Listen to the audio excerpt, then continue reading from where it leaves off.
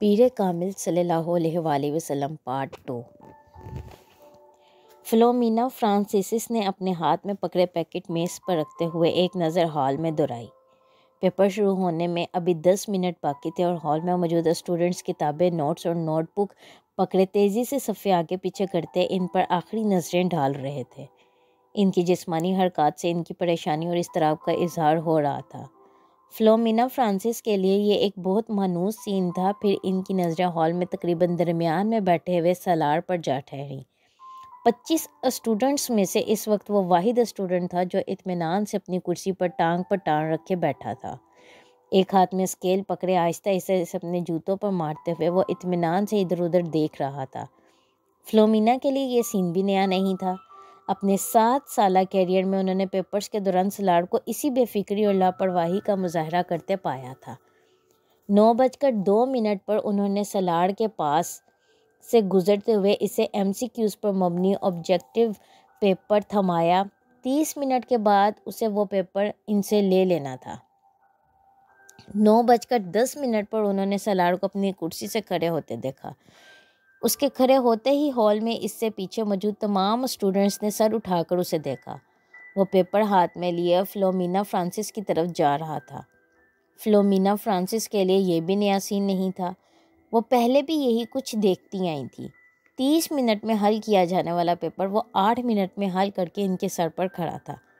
Paper کو دوبارہ دیکھ لو۔ انہوں نے یہ جملہ اس لیے نہیں کہا، وہ جانتی تھیں اس کا جواب کیا ہوگا۔ میں دیکھ چکا ہوں۔ وہ اگر اسے ایک بار پھر پیپر دیکھنے پر مجبور کرتی تو وہ ہمیشہ کی طرح پیپر لے جا کر اپنی کرسی کے ہتھے پر رکھ کر بازو سینے پر لپیٹ کر بیٹھ جاتا۔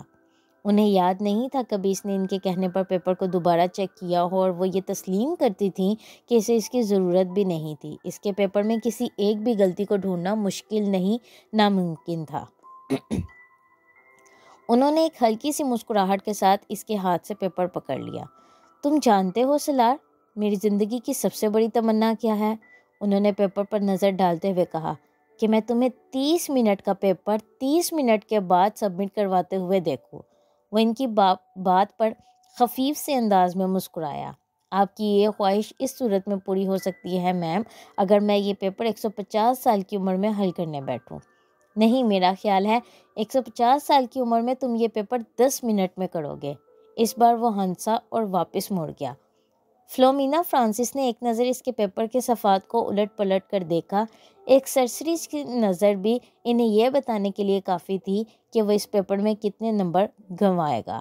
0۔ سلمیٰ نے اپنی بیٹی کے ہاتھوں میں گفٹ پیپر میں لپٹے ہوئے پیکٹ کو حیرانی سے دیکھا۔ یہ کیا ہے امامہ؟ تم تو مارکیٹ گئی تھی، شاید کچھ کتابیں لینی تھی تمہیں۔ ہاں امی، مجھے کتابیں ہی لینی تھی، مگر کسی کو تحفے میں دینے کے لیے۔ کس کو تحفہ دینا ہے؟ وہ لاہور میں ایک دوست ہے میری، اس کی سالگرہ ہے، اسی لیے خریدا ہے۔ کورئر سروس کے ذریعے بھجوا دوں گی کیونکہ مجھے تو انہیں یہاں رہنا کیونکہ مجھے تو ابھی یہاں رہنا ہے۔ لاؤ پھر مجھے دے دو یہ پیکٹ، میں وسیم کو دوں گی، وہ بھجوا دے گا۔ نہیں امی، میں ابھی نہیں بھجواؤں گی، ابھی اس کی سالگرہ کی تاریخ نہیں آئی۔ سلمیٰ کو لگا جیسے وہ یکدم گھبرا گئی ہو۔ انہیں حیرانی ہوئی، کیا یہ گھبرانے کی بات تھی؟ 3 سال پہلے امامہ کی وجہ سے انہیں بہت زیادہ پریشانی کا سامنا کرنا پڑا تھا، انہیں اور ان کے شوہر ہاشم کو۔ وہ تب اپنی بیٹی کے بارے میں بہت فکر مند تھی اور ہاشم ان سے زیادہ، مگر پچھلے 3 سال میں سب کچھ ٹھیک ہو گیا تھا۔ وہ دونوں ابھی اس کی طرف سے مکمل طور پر مطمئن تھے، خاص طور پر اسجد سے اس کی نسبت طے کر کے۔ وہ جانتی تھی امامہ اسجد کو پسند کرتی ہے، اور صرف وہی نہیں، اسجد کو کوئی بھی پسند کر سکتا تھا۔ وہ ہر لحاظ سے ایک اچھا لڑکا تھا۔ وہ یہ بھی جانتی تھیں کہ وہ اسجد سے نسبت طے ہونے پر بہت خوش ہوئی تھی۔ اسجد اور اس کے درمیان پہلے بھی خاصی دوستی اور بے تکلفی تھی، مگر بعض دفعہ انہیں لگتا جیسے وہ وقت گزارنے کے ساتھ ساتھ بہت چپ ہوتی جا رہی ہے۔ وہ پہلے ایسی نہیں تھی، مگر اب وہ اسکول جانے والی بچی بھی تو نہیں رہی، میڈیکل کالج کی اسٹوڈنٹ ہے، پھر وقت بھی کہاں ہوتا ہے اس کے پاس۔ سلمیٰ ہمیشہ خود کو تسلی دے دیتی۔ وہ ان کی سب سے چھوٹی بیٹی تھی۔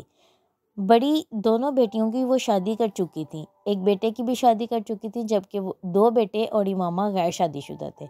اچھا ہی ہے کہ یہ سنجیدہ ہوتی جا رہی ہے، لڑکیوں کے لیے سنجیدگی اچھی ہوتی ہے، انہیں جتنی جلدی اپنی ذمہ داریوں کا احساس ہو جائے اتنا ہی اچھا ہے۔ سلمیٰ نے ایک گہری سانس لیتے ہوئے امامہ سے نظریں ہٹا لیں۔ وہ چھٹیوں میں گھر آئی ہوئی تھی اور جتنے دن وہ یہاں رہتی ان کی نظریں اسی طرح مرکوز رہتی۔ پتہ نہیں یہ ساجد کہاں رہ گیا ہے، جو بھی کام اس کے ذمہ لگاؤ بس بھول ہی جاؤ۔ انہیں اچانک اپنے ملازم کا خیال آیا جس کے پیچھے وہ لاؤنج میں آئی تھی۔ بڑبڑاتے ہوئے وہ لاؤنج سے نکل گئیں۔ یہ نیو ایئر نائٹ تھی، نیا سال شروع ہونے میں 30 منٹ باقی تھے۔ 10 لڑکوں پر مشتمل 14-15 سال کے لڑکوں کا وہ گروپ پچھلے 2 گھنٹے سے اپنے اپنے موٹر سائیکلز پر شہر کے مختلف سڑکوں پر اپنے کرتب دکھانے میں مصروف تھا۔ ان میں سے چند ایک نے اپنے ماتھے پر چمکدار بینڈز باندھے ہوئے تھے جن پر نئے سال کے حوالے سے مختلف پیغامات درج تھے۔ وہ لوگ 1 گھنٹہ پہلے پوش علاقے کی ایک بڑی سپر مارکیٹ میں موجود تھے اور وہاں وہ مختلف لڑکیوں پر آوازیں کستے رہے تھے۔ اپنی بائکس پر سوار اب مختلف سڑکوں پر چکر لگا رہے تھے۔ ان کے پاس فائر کریکرز موجود تھے جنہیں وہ وقتاً فوقتاً چلا رہے تھے۔ 11:15 پر وہ جم خانے کے باہر موجود تھے جہاں پارکنگ لائٹ گاڑیوں سے بھر چکا تھا۔ یہ گاڑیاں ان لوگوں کے لیے تھیں جو جم خانے میں نئے سال کے سلسلے میں ہونے والی ایک پارٹی میں آئے تھے۔ ان لڑکوں کے پاس بھی اس پارٹی کے دعوتی کارڈ موجود تھے کیونکہ ان میں سے تقریباً تمام کے والدین جم خانہ کے ممبر تھے۔ وہ لڑکے اندر پہنچے تو 11:55 ہو رہے تھے۔ چند منٹوں بعد ڈانس فلور سمیت تمام جگہوں کی لائٹس آف ہو جانی تھی اور اس کے بعد باہر لان میں آتش بازی کے ایک مظاہرے کے ساتھ نیا سال شروع ہونے پر لائٹس آن ہونا تھی اور اس کے بعد تقریباً تمام رات وہاں رقص کے ساتھ ساتھ شراب پی جاتی جس کا اہتمام نئے سال کے اس تقریب کے لیے جم خانہ کی انتظامیہ خاص طور پر کرتی تھی۔ لائٹس آف ہوتے ہی وہاں ایک طوفان بدتمیزی کا آغاز ہو جاتا تھا اور وہاں موجود لوگ اسی طوفان بدتمیزی کے لیے وہاں آیا کرتے تھے۔ 15 سالہ وہ لڑکا بھی 10 لڑکوں کے اس گروپ کے ساتھ آنے کے بعد اس وقت ڈانس فلور پر راک بیٹ پر ڈانس کر رہا تھا۔ ڈانس میں اس کی مہارت قابل دید تھی۔ 12 بجنے میں 10 سیکنڈ رہ جانے پر لائٹس آف ہو گئی اور ٹھیک 12 بجے لائٹس یکدم دوبارہ آن کر دی گئی۔ اندھیرے کے بعد سیکنڈز گننے والوں کی آوازیں اب شور اور خوشی کے کہکوں اور چیخوں میں بدل گئی تھیں۔ چند سیکنڈز پہلے تھم جانے والا میوزک ایک بار پھر بجایا جانے لگا۔ وہ لڑکا اب اپنے دوستوں کے ساتھ باہر پارکنگ میں آ گیا جہاں بہت سے لڑکے اپنی اپنی گاڑیوں کے ہارن بجا رہے تھے۔ انہی لڑکوں کے ساتھ بیئر کی کین پکڑے وہ وہاں موجود ایک گاڑی کی چھت پر چڑھ گیا۔ اس لڑکے نے گاڑی کی چھت پر کھڑے کھڑے اپنی جیکٹ کی جیب سے بیئر کا ایک بھرا ہوا کین نکالا اور پوری قوت سے کچھ فاصلے پر کھڑی ایک گاڑی کی وائنڈ سکرین پر دے مارا۔ ایک دھماکے کے ساتھ گاڑی کی ونڈ سکرین چور چور ہو گئی۔ وہ لڑکا اطمینان کے ساتھ اپنے بائیں ہاتھ میں پکڑا کین پیتا رہا۔ وہ پچھلے آدھے گھنٹے سے کامران کو ویڈیو گیم کھیلتے ہوئے دیکھ رہا تھا۔ اسکرین پر موجود اسکور میں کوئی خاص اضافہ نہیں ہو رہا تھا۔ شاید اس کی وجہ وہ مشکل ٹریک تھا جس پر کامران کو گاڑی ڈرائیو کرنا تھی۔ سلار راؤنج کے صوفے میں سے ایک صوفے پر بیٹھا اپنی نوٹ بک پر کچھ لکھنے میں مصروف تھا مگر وقتاً فوقتاً نظر اٹھا کر ٹی وی اسکرین کو بھی دیکھ رہا تھا جہاں کامران اپنی جدوجہد میں مصروف تھا۔ ٹھیک آدھے گھنٹے کے بعد اس نے نوٹ بک بند کر کے سامنے پڑی میز پر رکھ دی، پھر منہ پر ہاتھ رکھ کر جماہی روکی، دونوں ٹانگیں سامنے میز پر رکھ کر اور دونوں ہاتھوں کی انگلیاں سر کے پیچھے باندھے وہ کچھ دیر اسکرین کو دیکھتا رہا جہاں کامران اپنے تمام چانسز ضائع کرنے کے بعد ایک بار پھر نیا گیم کھیلنے کی تیاری کر رہا تھا۔ کیا پرابلم ہے کامران؟ سلار نے کامران کو مخاطب کیا۔ ایسے ہی نیا گیم لے کر آیا ہوں مگر اسکور کرنے میں بڑی مشکل ہو رہی ہے، کامران نے بیزاری سے کہا۔ اچھا مجھے دکھاؤ۔ اس نے صوفے سے اٹھ کر ریموٹ کنٹرول اس کے ہاتھ سے لے لیا۔ کامران نے دیکھا پہلے 20 سیکنڈ میں ہی سلار اسے جس اسپیڈ پر دوہرا رہا تھا اسے اسپیڈ پر کامران اب تک نہیں دوہرا پایا تھا۔ جو ٹریک اسے بہت مشکل لگ رہا تھا وہ سلار کے سامنے ایک بچکانا چیز محسوس ہو رہا تھا۔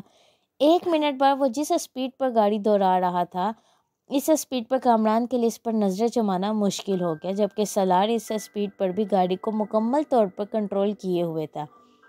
3 منٹ کے بعد کامران نے پہلی بار گاڑی کو ڈگمگاتے اور پھر ٹریک سے اتر کر ایک دھماکے کے ساتھ تباہ کرتے دیکھا۔ کامران نے کچھ مسکراتے ہوئے مڑ کر سالار کو دیکھا۔ گاڑی کیوں تباہ ہوئی تھی وہ جان گیا تھا۔ ریموٹ اب سالار کے ہاتھ کی بجائے میز پر پڑا تھا اور وہ اپنی نوٹ بک اٹھائے کمرے کھڑا ہو رہا تھا۔ کامران نے سر اٹھا کر اسے دیکھا۔ بہت بورنگ گیم ہے، سالار نے تبصرہ کیا اور کامران کی ٹانگوں کو پھلانگتے ہوئے لاؤنج سے باہر نکل گیا۔ کامران ہارن پیچھے 7 ہندسوں پوامنی سا اسکور کو دیکھ رہا تھا جو اسکرین کے کونے میں جگمگا رہا تھا۔ کچھ نہ سمجھ میں آنے والے انداز میں اس نے بیرونی دروازے کو دیکھا جس سے وہ غائب ہو چکا تھا۔ وہ دونوں ایک بار پھر خاموش تھے۔ اسجد کو الجھن ہونے لگی۔ امامہ اتنی گمسم نہیں تھی جتنی وہ اس کے سامنے ہو جاتی تھی۔ پچھلے آدھے گھنٹے میں اس نے گنتی کے لفظ بولے تھے۔ وہ اسے بچپن سے جانتا تھا۔ وہ بہت خوش مزاج تھی۔ ان دونوں کی نسبت ٹھہرائے جانے کے بعد بھی ابتدائی سال میں اس میں کوئی تبدیلی نہیں آئی۔ اسجد کو اس سے بات کر کے خوشی محسوس ہوتی تھی۔ وہ بلا کی حاضر جواب تھی، مگر پچھلے کچھ سالوں میں وہ یکدم بدل گئی تھی اور میڈیکل کالج میں جا کر وہ تبدیلی اور بھی زیادہ محسوس ہونے لگی تھی۔ اسجد کو بعض دفعہ یوں محسوس ہوتا جیسے اس سے بات کرتے ہوئے وہ حد درجہ محتاط رہتی ہے۔ کبھی وہ الجھی ہوئی سی محسوس ہوتی اور کبھی اسے اس کے لہجے میں عجیب سی سرد مہری محسوس ہوتی۔ اسے لگتا وہ جلد از جلد اسے چھٹکارا پا کر اس کے پاس سے اٹھ کر چلی جانا چاہتی ہے۔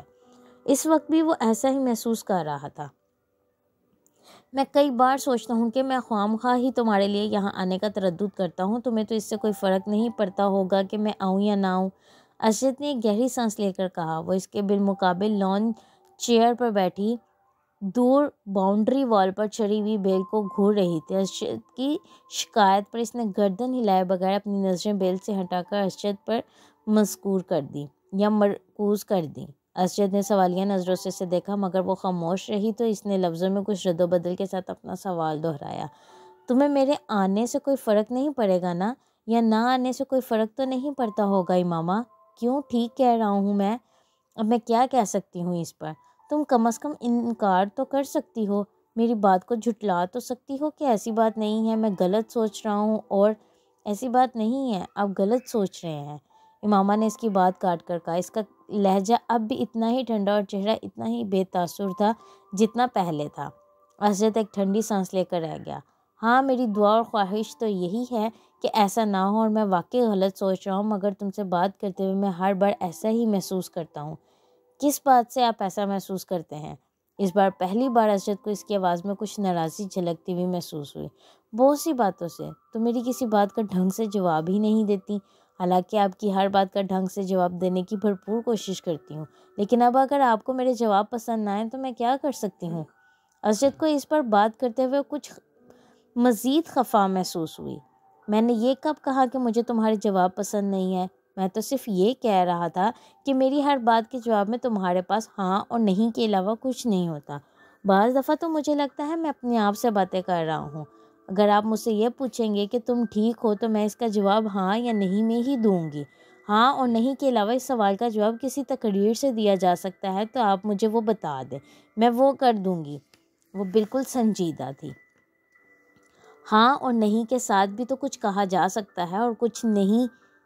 تم جواباً میرا حال ہی پوچھ سکتی ہو۔ میں آپ کا کیا حال پوچھوں؟ ظاہر ہے اگر آپ میرے گھر میں آئے ہیں، میرے سامنے بیٹھے مجھ سے باتیں کر رہے ہیں تو اس کا واضح مطلب تو یہی ہے کہ آپ ٹھیک ہیں، ورنہ آپ اس وقت اپنے گھر اپنے بستر پر پڑے ہوتے۔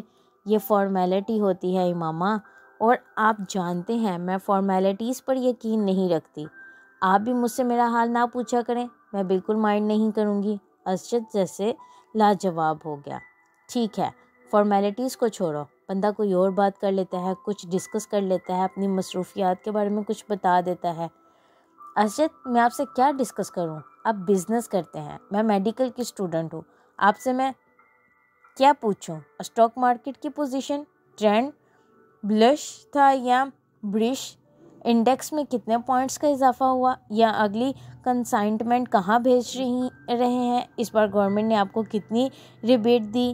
اس کا لہجہ اب بھی اتنا ہی سرد تھا۔ یا آپ سے انٹومی ڈسکس کروں، کون سے عوامل انسان کے جگر کو متاثر کرتے ہیں، بائی پاس سرجری میں اس سال کون سی نئی تکنیک استعمال کی گئی ہے، دل کی دھڑکن بحال کرنے کے لیے کتنے سے کتنے واٹ کا الیکٹرک شوک دیا جا سکتا ہے۔ تو ہم دونوں کی مصروفیات تو یہ ہیں کہ اب ان کے بارے میں ڈسکشن سے آپ اور میں محبت اور بے تکلفی کی کون سی منزلیں طے کریں گے، وہ میری سمجھ سے باہر ہے۔ اسجد کا چہرہ سرخ ہو گیا۔ اب وہ اس لمحے کو کوس رہا تھا جب اس نے ماما سے شکایت کی تھی۔ اور بھی تو مصروفیات ہوتی ہیں انسان کی، اسجد نے قدرے کمزور لہجے میں کہا۔ نہیں، پڑھائی کے علاوہ میری تو اور کوئی مصروفیات نہیں ہے، امامہ نے قطعیت سے سر ہلاتے ہوئے کہا۔ پہلے بھی تو ہم دونوں آپس میں بہت سی باتیں کرتے تھے، امامہ نے اس کی بات کاٹ دی۔ پہلے کی بات چھوڑیں، اب میں وقت ضائع کرنا افورڈ نہیں کر سکتی۔ حیرت مجھے آپ پر ہو رہی ہے، آپ بزنس مین ہو کر اتنی امیچور ایموشنل سوچ رکھتے ہیں۔ آپ کو تو خود بہت پریکٹیکل ہونا چاہیے۔ اسجد کچھ بول نہ سکا۔ ہم دونوں کے درمیان جو رشتہ ہے وہ ہم دونوں جانتے ہیں۔ اب اگر آپ میری پریکٹیکل اپروچ کو بے التفاتی، بے نیازی، ناراضی سمجھے تو میں کیا کر سکتی ہوں؟ میں آپ کے ساتھ یہاں بیٹھی ہوں تو اس کا مطلب یہی ہے کہ میں اس رشتے کو اہمیت دیتی ہوں، ورنہ کوئی اجنبی تو اس طرح یہاں میرے ساتھ بیٹھ کر چائے نہیں پی سکتا۔ وہ ایک لمحے کے لیے رکی۔ اور جہاں تک اس بات کا تعلق ہے کہ آپ کے آنے یا نہ آنے سے مجھے کوئی فرق پڑے گا یا نہیں، حقیقت یہ ہے کہ ہم دونوں ہی بہت مصروف رہتے ہیں۔ ہم ماڈرن ایج کی پیداوار ہیں، نہ میں کوئی ہیرو ہوں یا ہیر ہوں کہ آپ کے لیے گھی کی چوڑی لے جا کر گھنٹوں آپ کی بانسری سنتی رہوں گی، نہ ہی آپ رانجھے کے قبیلے سے تعلق رکھتے ہیں کہ میرے لیے گھنٹوں یہ فریضہ سر انجام دیں گے۔ سچ یہی ہے کہ فرق واقع نہیں پڑتا کہ ہم دونوں ملیں یا نہ ملیں، باتیں کریں یا نہ کریں، ہمارا رشتہ وہی رہے گا جو اب ہے، یا آپ کو لگتا ہے اس میں کوئی تبدیلی آ سکتی ہے؟ اگر اسجد کے ماتھے پر پسینہ نہیں آیا تھا تو اس کی واحد وجہ دسمبر کا مہینہ تھا۔ ان دونوں کی عمر میں 8 سال کا فرق تھا، مگر اس وقت پہلی بار اسجد کو یہ فرق 18 سال کا محسوس ہوا تھا۔ وہ اسے اپنے سے 18 سال بڑی لگی تھی۔ 2 ہفتے پہلے وہ 19 سال کی ہوئی تھی، مگر اس وقت اسجد کو لگ رہا تھا جیسے وہ ٹین ایج سے سیدھی ادھیڑ عمری میں چلی گئی تھی، اور خود وہ ایک بار پھر پری ٹین میں آ گیا تھا۔ وہ اس کے بالمقابل ٹانگ پر ٹانگ رکھے اسجد کے چہرے پر نظریں جمائے اسے بے تاثر انداز میں اس کے جواب کی منتظر تھی۔ اسجد نے کرسی کے ہتھے پر ٹکے اس کے ہاتھ میں منگنی کی انگوٹھی کو دیکھا اور کھنکھار کر اپنا گلا صاف کرنے کی کوشش کی۔ تم بالکل ٹھیک کہہ رہی ہو، میں صرف اس لیے ڈسکشن کی بات کر رہا تھا کہ ہمارے درمیان انڈرسٹینڈنگ ڈیولپ ہو سکے۔ اسجد، میں آپ کو بہت اچھی طرح جانتی اور سمجھتی ہوں، اور یہ جان کر مجھے افسوس ہوا کہ آپ سمجھتے ہیں کہ ہمارے درمیان ابھی بھی کسی انڈرسٹینڈنگ کو ڈیولپ کرنے کی ضرورت ہے۔ میرا خیال تھا ہم دونوں کے درمیان اچھی خاصی انڈرسٹینڈنگ ہے۔ وہ اسجد کا دن نہیں تھا، اسجد نے اعتراف کیا۔ اور اگر آپ کا یہی خیال ہے کہ اناٹومی اور بزنس کو ڈسکس کر کے ہم کوئی انڈرسٹینڈنگ ڈیولپ کر لیں گے تو ٹھیک ہے، آئندہ ہم یہی ڈسکس کر لیا کریں گے۔ امامہ کے لہجے میں لاپرواہی کا عنصر واضح تھا۔ تم کو میری بات بری لگی ہے؟ بالکل بھی نہیں، میں کیوں برا مانوں گی؟ اس کے لہجے میں موجود حیرت کے عنصر نے اسجد کو مزید شرمندہ کیا۔ شاید میں نے غلط بات کی ہے، شاید نہیں، یقیناً، اس نے تینوں لفظوں پر باری باری زور دیتے ہوئے کہا۔ تم جانتی ہو میرے نزدیک یہ رشتہ کتنی اہمیت کا حامل ہے۔ میرے بہت سے خواب ہیں اس رشتے کے حوالے سے، تمہارے حوالے سے۔ اسجد نے ایک گہری سانس لے کر کہا۔ امامہ بے تاثر چہرے کے ساتھ اسی بیل کو دیکھ رہی تھی۔ شاید اس لیے میں ضرورت سے زیادہ حساس ہو جاتا ہوں۔ مجھے اس رشتے کے حوالے سے کوئی خوف نہیں ہے، میں جانتا ہوں یہ رشتہ ہم دونوں کی مرضی سے ہوا ہے۔ اس کے چہرے پر نظریں جمائے بڑے جذب سے کہہ رہا تھا، اور یکدم ہی اسے ایک بار پھر یہ احساس ہونے لگا تھا جیسے وہ وہاں موجود ہی نہیں تھی، اس کی بات نہیں سن رہی تھی۔ اسجد کو لگا وہ ایک بار پھر خود سے باتیں کر رہا ہے۔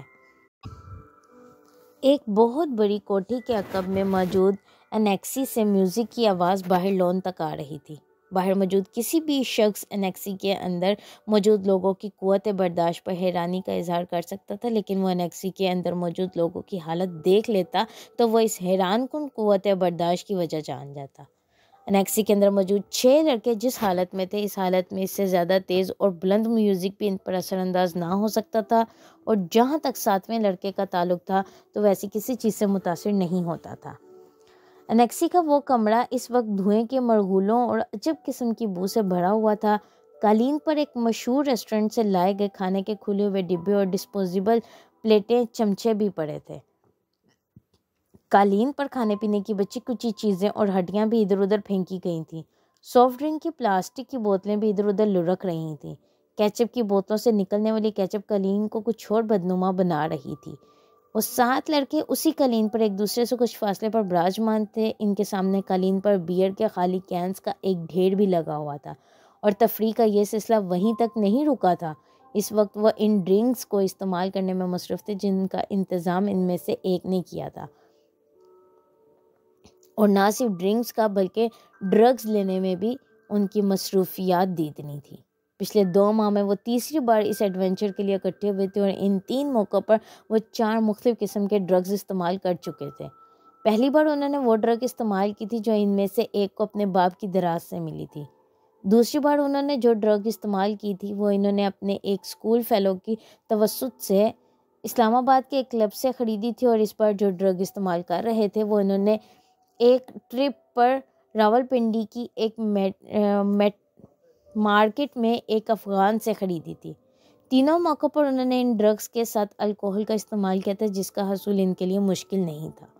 اس وقت بھی ان 7 لڑکوں میں سے 6 لڑکے پوری طرح نشے میں تھے۔ ان میں سے ایک ابھی بھی کامتے ہاتھوں کے ساتھ ڈرگ کو سونگھنے کی کوشش کر رہا تھا، جبکہ 2 لڑکے سگریٹ پیتے ہوئے باقی لڑکوں کے ساتھ ٹوٹی پھوٹی گفتگو کر رہے تھے۔ صرف 7واں لڑکا مکمل طور پر ہوش میں تھا۔ اس لڑکے کا چہرہ محاسوں سے بھرا ہوا تھا اور اس کے گلے میں موجود ایک سیاہ تنگ ڈوری میں 3-4 تانبے کی عجیب سی شکلوں کے زیورات پروئے ہوئے تھے۔ ایلوس پریسلے سٹائل کے کالرز والی ایک جیکٹ، ڈارک بلو شرٹ کے ساتھ وہ ایک بیہودہ سی سرمئی جینز پہنے ہوئے تھے جس کے دونوں گھٹنوں پر میڈونا کا چہرہ پینٹ کیا گیا تھا۔ اس نے آنکھیں کھول کر اپنی دائیں طرف موجود لڑکوں پر ایک اچٹتی نظر ڈالی۔ اس کی آنکھیں سرخ ہو رہی تھیں، مگر اس سرخی کے باوجود وہ ایسا کوئی تاثر نہیں دے رہی تھیں کہ وہ باقی لڑکوں کی طرح مکمل طور پر نشے کی گرفت میں تھا۔ چند منٹ انہیں دیکھنے کے بعد اس نے سیدھے ہوتے ہوئے ڈبیا میں موجود باقی ڈرگ کون میں ڈال دی اور ایک چھوٹے سے اسٹرو کے ساتھ اسے سونگھنے لگا۔ کافی دیر کے بعد اس نے اسٹرو کو ایک طرف پھینک دیا اور اپنے ہاتھ کی پور پر تھوڑی سی ڈرگ رکھ کر زبان کی نوک کے ساتھ کچھ دلچسپی، تجسس مگر احتیاط کے ساتھ اسے چکھا۔ دوسرے ہی لمحے اس نے برق رفتاری کے ساتھ اپنے بائیں جانب تھوکا۔ ڈرگ یقیناً بہت اچھی کوالٹی کی تھی۔ اس کی آنکھیں اب پہلے سے زیادہ سرخ ہو رہی تھیں، مگر ابھی بھی وہ اپنے ہوش و حواس میں تھا۔ اس کے چہرے کے تاثرات سے اندازہ ہو رہا تھا کہ وہ اپنی اس سرگرمی سے کچھ زیادہ محظوظ نہیں ہوا۔ 1-2 منٹ کے بعد اس نے اپنے پاس قالین پر پڑے ہوئے بیئر کے کین سے چند گھونٹ لیتے ہوئے جیسے ڈرگ کے ذائقوں کو صاف کرنے کی کوشش کی۔ کین رکھنے کے بعد وہ چند منٹ تک کون میں موجود ڈرگ کو دیکھتا رہا۔ دوسرے 6 لڑکے اس وقت تک نشے میں پوری طرح دھت کارپیٹ پہ اوندھے سیدھے پڑے تھے، مگر وہ اب بھی اسی طرح بیٹھا تھا، کین میں موجود بیئر کے گھونٹ لیتے ہوئے۔ وہ پرسوچ انداز میں ان سب کو دیکھتا رہا۔ اس کی آنکھیں اب متورم ہو رہی تھیں، مگر ان میں موجود چمک بتا رہی تھی کہ وہ ابھی بھی مکمل طور پر نشے میں نہیں ہے۔ یہ اس کے ساتھ تیسری بار ہوا تھا۔ پہلی 2 بار ڈرگ استعمال کرنے کے بعد بھی وہ اسی طرح بیٹھا رہا تھا، جبکہ اس کے دوست بہت جلد نشے میں دھت ہوئے تھے۔ رات کے پچھلے پہر وہ ان لوگوں کو اسی حالت میں چھوڑ کر خود گھر آ گیا تھا۔ آج بھی وہ یہ ہی کرنا چاہتا تھا۔ کمرے کے اندر موجود ڈرگ کی بو سے اب پہلی بار وہ الجھنے لگا تھا۔ اس نے کھڑا ہونے کی کوشش کی اور وہ لڑکھڑایا۔ اپنی لڑکھڑاہٹ پر قابو پاتے ہوئے وہ سیدھا کھڑا ہو گیا۔ نیچے جھک کر اس نے کارپیٹ سے کیرنگ، وائلٹ اور کریڈٹ کارڈ اٹھائے، پھر آگے بڑھ کر اس نے اسٹیریو کو بند کر دیا۔ اپنی متورم اور سرخ آنکھوں سے اس نے کمرے میں ایک نظر دوڑائی، یوں جیسے وہ کوئی چیز یاد کرنے کی کوشش کر رہا ہو، مگر وہ کمرے کے دروازے کی طرف بڑھ گیا۔ ایک بار پھر نیچے بیٹھ کر اس نے جوگرز پہنے اور اس کے تسموں کو ٹخنوں کے گرد لپیٹ کر گرہ باندھی، پھر دروازے کا لوک کھول کر وہ باہر نکل گیا۔ روشنی سے یکدم وہ کوریڈور کی تاریکی میں آ گیا تھا۔ اندھیرے میں اپنا راستہ ڈھونڈتے ہوئے وہ انیکسی کے بیرونی دروازے کو کھولتا ہوا باہر لان میں آ گیا۔ انیکسی کی سیڑھیاں اترتے ہوئے اسے اپنی ناک سے کوئی چیز بہتی ہوئی محسوس ہوئی۔ بایاں ہاتھ اٹھا کر اس نے اپنی اوپری ہونٹ پر رکھا۔ اس کی انگلیاں چپچپانے لگی تھیں۔ اس نے ہاتھ اٹھاتے ہوئے اپنی انگلیوں کو انیکسی کے بیرونی لائٹ کی روشنی میں دیکھا۔ اس کے پوروں پر خون کے قطرے لگے ہوئے تھے۔ اس نے اپنے ٹراؤزر کی جیب ٹٹولتے ہوئے اندر سے ایک رومال برآمد کیا اور اپنے پوروں پر لگا ہوا خون صاف کیا۔ اس کے بعد اسی رومال کے ساتھ اس نے اپنی ناک سے ٹپکنے والا خون صاف کیا۔ اسے اپنے حلق میں کوئی چیز چبھتی ہوئی محسوس ہوئی۔ اس نے کھنکار کر اپنا گلا صاف کرنے کی کوشش کی۔ اسے اپنے سینے میں بھی گھٹن کا احساس ہونے لگا۔ چند گہرے سانس لے کر اس نے اس گھٹن کو کم کرنے کی کوشش کی۔ وہیں کھڑے کھڑے اس نے 2-3 بار نیچے تھوکا اور ایک بار پھر سیڑھیاں اترنے کے لیے قدم بڑھایا۔ وہ یکدم ٹھٹک گیا۔ اس کی ناک میں عجیب سی سنسناہٹ ہوئی اور پھر یکدم کوئی چیز پوری قوت سے بہنے لگی۔ وہ بے اختیار کمر کے بل جھک گیا۔ ایک دھار کی صورت میں اس کی ناک سے نکلنے والا خون سیڑھیوں پر گرنے لگا تھا۔ ماربل پر پھسلتا ہوا خون، وہ اسے دیکھتا رہا۔ جاری ہے۔ ناول کا اگلا حصہ سننے کے لیے چینل کو لائک اور سبسکرائب کرنا مت بھولیں۔ شکریہ۔